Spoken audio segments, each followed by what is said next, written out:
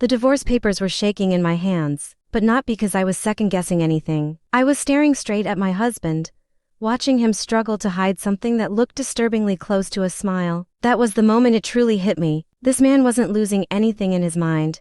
He thought he was winning, and sitting right beside him, fingers laced with his, was the woman who believed she had just stepped into a dream life that someone else had built for her. "So you're really just going to walk away?" he asked, tilting his head with fake concern, like he was playing a role instead of living in the wreckage of our marriage. His name is Daniel, and the woman beside him, the one perched comfortably on my velvet sofa, is Olivia. She leaned back like she belonged there, like she had always belonged there, her eyes wandering around the room with quiet admiration that she didn't even try to hide. I placed the papers down on the coffee table between us and steadied my voice before answering. I told him I was taking everything that belonged to me, every personal item, every piece I had brought into this house. My tone was calm, controlled, almost detached, because I had already cried all the tears I was ever going to cry over him months ago. Olivia's lips curled into a small, satisfied smile as she slowly ran her hand along the armrest of the sofa. She said the place was beautiful, exactly what she had always dreamed of, and for a second I wondered if she truly believed that any of this had come from him. Daniel shrugged casually and told me to take whatever clothes I wanted because none of it mattered to him anymore. He even said those things just reminded him of how miserable we had been together. I nodded as if I agreed, even though I knew he had no idea what he was actually giving away in that moment. I reminded him calmly that he had already agreed there would be no division of property, and he confirmed it again without hesitation. Olivia squeezed his hand like she had just secured something valuable, and I almost felt sorry for her, but not enough to warn her. "My name is Emily. I am 29 years old, and I work as an interior designer. This is the story of how I didn't just leave a marriage. I dismantled an illusion piece by piece until there was nothing left of it.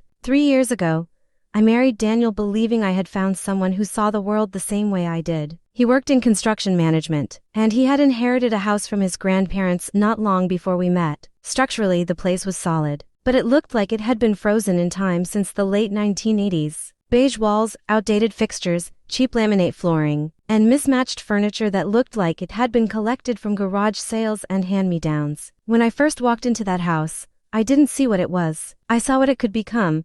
I saw clean lines, warm lighting, carefully curated textures, and a space that could tell a story. I poured my savings, my time, and my creativity into transforming that house into something extraordinary. Every piece of furniture was selected with intention. Every light fixture was chosen to draw the eye and create atmosphere. Every curtain, every rug, every decorative element had a purpose. I documented everything. Part of it was professional habit, but another part of it came from something I couldn't quite explain at the time. Maybe it was instinct. Maybe it was the quiet awareness that Daniel didn't value things the way I did. He was careless with money, careless with responsibilities, and eventually, careless with me. At first, it was small things that chipped away at what I thought we had. He would leave dishes piled in the sink even though we had agreed to split chores. He would complain about meals I cooked after long workdays. He would make dismissive comments about how much time I spent making the house look perfect, as if it was some shallow obsession instead of my passion and my profession. I kept telling myself that marriage required compromise. I kept adjusting, bending, and trying to make things work. But there was one thing I couldn't compromise on, and that was the truth I discovered 6 months before everything fell apart. I found the messages by accident. At first, I thought it was just harmless flirting, something that would fade if I confronted it,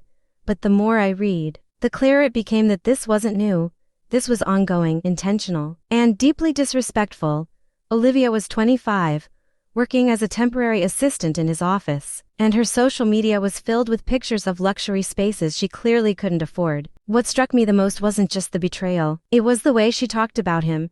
She admired his taste, praised his lifestyle, and told her friends how lucky she was to be involved with someone who had created such a beautiful home. She believed Daniel was the architect of everything she saw, and he never once corrected her. I didn't confront him immediately.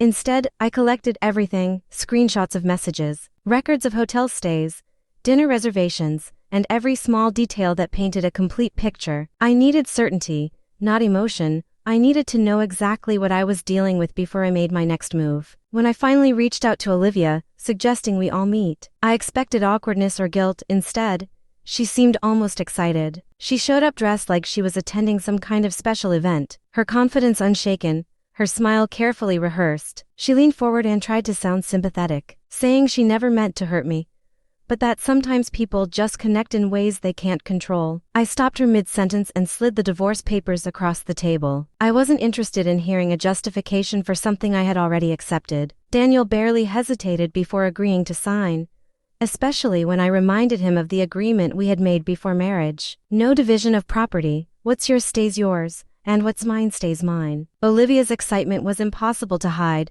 She whispered something to him, clearly pleased that things were unfolding exactly the way she had hoped. Daniel even called me by the wrong name during the conversation, and that didn't surprise me at all. By that point, I had already become someone he barely paid attention to. Then Olivia stood up and asked if she could look around the house. I watched her walk through each room, touching surfaces, admiring details, mentally placing herself into a life that had never belonged to her. She complimented everything, from the lighting fixtures to the dining table, asking if it was custom-made. I told her it was, and that everything in the house had been chosen specifically for that space. She said she wouldn't change a thing, and Daniel assured her she wouldn't have to, because I was only taking my personal items. I nodded again, knowing exactly how that statement was going to play out the next day. That night, I slept in the guest room while they occupied what had once been my bedroom. I could hear their laughter through the walls, their whispered conversations filling the space that used to feel like home. But instead of breaking me, it solidified something inside me. I wasn't losing anything, I was reclaiming it. The next morning, the movers arrived right on time. 2 large trucks and a full team of professionals I had worked with many times before. I had given them a detailed inventory list, outlining every single item that belonged to me. Nothing was left to chance. Daniel and Olivia came out looking confused and irritated as the workers began carefully removing artwork from the walls. Olivia frowned when she saw the trucks and asked why there were so many. She even made a comment about how many clothes I must have, still completely unaware of what was happening. I didn't respond. I simply handed the form in my tablet and stepped aside as the process began. The team worked efficiently, wrapping furniture, disconnecting lighting, and removing window treatments with precision. Within 20 minutes, Daniel finally understood what was happening. He shouted, demanding that they stop, claiming the furniture belonged to him. I calmly handed him a folder filled with receipts, documentation proving that every piece had been purchased by me with my own money. His expression changed instantly as he flipped through the pages, the reality settling in. He tried to argue, saying we had been using those things for years, but I reminded him that usage doesn't equal ownership. We had agreed to keep what was ours, and I was simply honoring that agreement. Olivia's reaction was far more dramatic. Her voice rose as she realized the extent of what was being taken. She asked if I was really taking everything, and I clarified that I wasn't taking the house. That part belonged to Daniel. I was just removing everything inside it that belonged to me. By midday, the living room was empty. By early afternoon, the kitchen was stripped down to its bare essentials. By late afternoon, even the curtain rods had been removed, leaving behind a shell of what the house used to be. Daniel went from angry to desperate, alternating between threats and pleas, but none of it changed anything. Just when they thought it was over, another team arrived to remove the custom wallpaper I had designed specifically for the house. Olivia looked completely horrified at the idea, and Daniel tried to protest, but I corrected him calmly. I wasn't taking the walls, just what I had put on them. When I finally walked out, I left behind a space that looked older and emptier than it had before I ever touched it. Without the layers I had added, all the flaws were exposed again, impossible to ignore. 2 weeks later, Daniel called me. His voice sounded different, stripped of the confidence he once carried. He told me Olivia had left because she couldn't live in a place that felt so bare and unfinished. He admitted he hadn't realized how much work I had put into everything until it was gone. He asked if I would come back or at least help him fix things. I listened quietly before telling him that wasn't possible. I had already moved on, already created a new space for myself, one that reflected who I had become after everything. The truth is, I didn't just empty that house. I emptied my life of someone who never truly valued what I brought to it, and some spaces once cleared should never be filled again.